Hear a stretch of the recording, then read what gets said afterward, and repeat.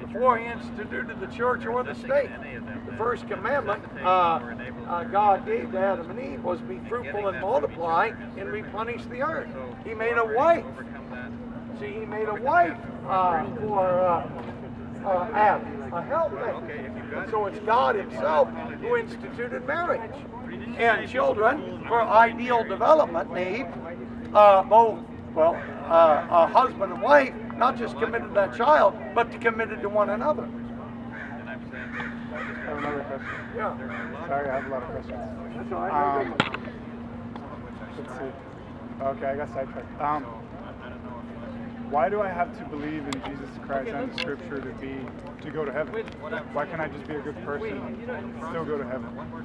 Okay, Be a good person throughout my whole life, just not believe in Jesus. To answer that, I'd have to define what do we essentially mean about heaven. What heaven essentially is an eternal loving relationship with God. Just like, no, that's not all it is, but that's what it essentially is. It's like, you hear that word home. What is home essentially to you? Not a house, not a building. It might be a shack, but it's beautiful. You're at home, your parents are there, your grandparents maybe, all your friends are there. That's where you grew up. That's what it essentially is about. Your home is essentially about relationships. So heaven is essentially about a loving relationship with God. Hell, on the other hand, is essentially separation from God. And people in this life choose to turn their back on God and not relate to Him. And to turn your back on God, you automatically turn your face towards hell. And God sets up all these roadblocks to try to turn you around. I'm a roadblock. I'm saying, stop! Consider your ways. You're headed for an abyss. You're about to fall into the abyss. Stop, stop, stop. And people continue in their mad dash to hell. See, God can't force you into heaven. And he sent his son to demonstrate his love for you by making the ultimate sacrifice of laying down his life. And people still refuse to hear and refuse to believe. I have another question.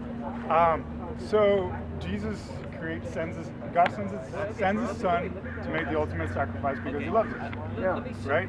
So why isn't that love strong enough to, I don't know, send everyone to heaven? It should be. When you really see how loving this is, how God has made the ultimate sacrifice, that should make a believer out of everyone. A lot of people. Why doesn't it? Because people refuse, they have a hard heart, they're selfish. And if we're going to follow Christ in His love, we have to make a commitment to be loving ourselves. And to be loving, what does that cross symbolize? Death, abandonment, rejection, self-sacrifice, self-denial. So if we're going to be loving, we got to live a life of self-sacrifice, self-denial. But most people are determined to do their own thing. If it feels good to do it. They're selfish. They refuse to change. You see, God's got to make you fit for heaven. If God were to allow selfish liars, thieves, murderers, rapists, unbelievers into heaven, heaven would soon cease to become heaven. I have another question. Yeah. That leads. No, please don't take pictures. Oh, okay. That leads me to, if God is omnipotent, why are we flawed as humans? Why do we have so many flaws? If we're made from God, we're made from, He's perfect. God gave man a free will, and when He made man with a free will, He limited his power. Do you consider disabled people imperfection? Do you consider disease imperfection? They are, when man sinned, he brought all sorts of Let me just start with the first thing that comes to mind. Morally, physically. We've all sinned. We've all followed his bad examples. We didn't have to. If had Adam or none of our forefathers sinned, we never sinned. I don't think there would be physical handicaps, maladies. There would not be all these wars, racism, crime, violence. We all love one another. If we all loved our enemy, Again, that would eliminate My war. first thing comes to my mind is the biggest evidentialist experience. Am I answering your questions? He seems literature to on think the so. subject. Your problem, you don't listen.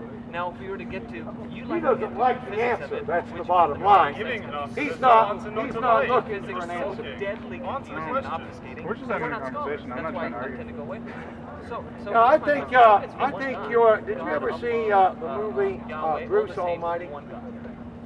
You know, I think it deals, that movie You is have the same funny, stories of Adam, but it the also first man, deals with and these then you questions you're have bringing up. But sending I just think it's very unfair to be judged on what my ancestors setting did. their lives on it. Wait, I don't want to have. Oh, you're not. You're not judged by what Adam did.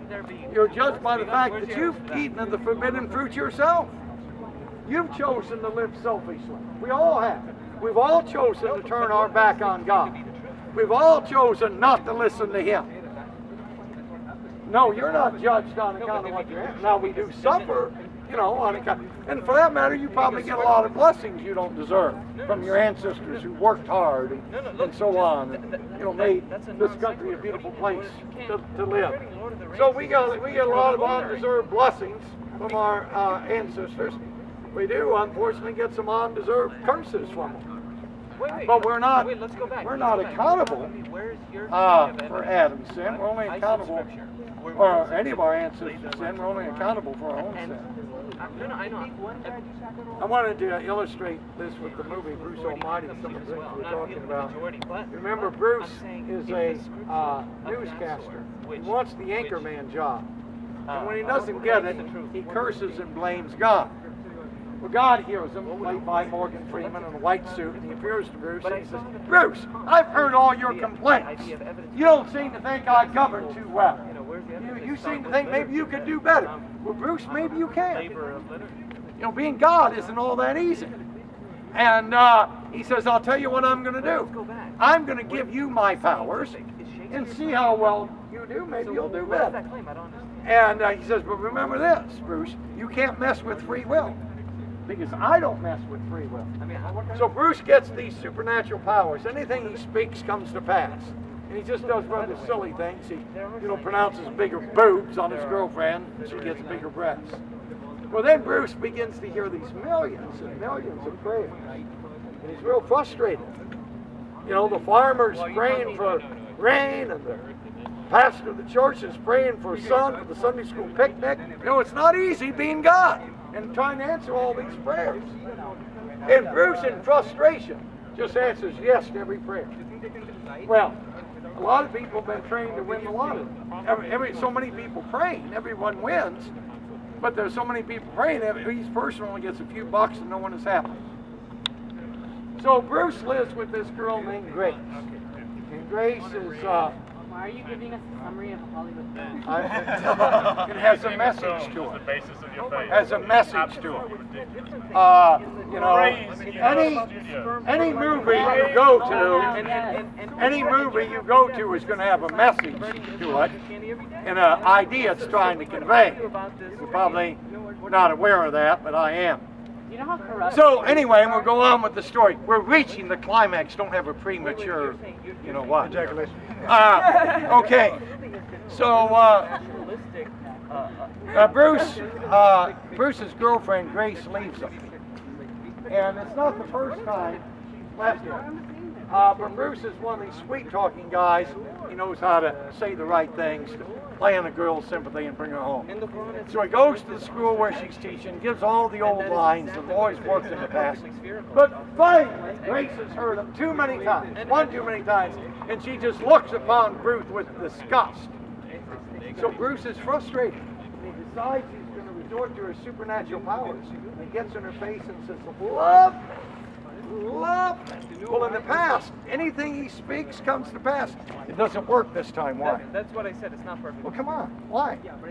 Free will. Free will. Yeah, he's messing with free will. So, in frustration, Bruce goes to God and says, "God, how do I get her to love me again?" Anybody remember how God answers and expresses the theme of the whole movie? If you don't get this, you didn't get it. You just got the humor. Bruce, or God says, "Bruce, when it's clear Welcome to my world. evidence. When you of- figure that of one the out, literature, tell me. See, this is God's and then if we problem. get into- How does He get us to So love the Him point is, again? It seems scientifically. See, love is a choice. So you Even God can't make you love Him. So is that It's your a biggest choice. It's voluntary. Any more than you could make some girl love you. You can be kind. You can be sweet. But you know, she's still bound to be indifferent to Let's you. agree. So, can anyone think of a greater act of love than giving your life for another? We call that the ultimate sacrifice. But God commends His love towards us, and while we were yet His enemies, Christ gave Himself for us.